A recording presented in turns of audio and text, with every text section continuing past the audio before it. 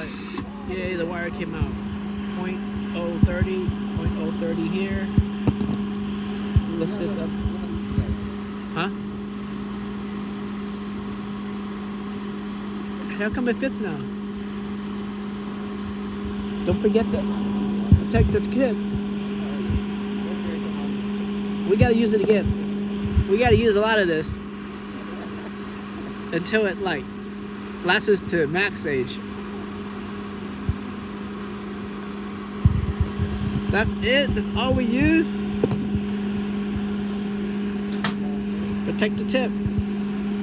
Hobart nozzle gel. You're never gonna finish this in your whole lifetime.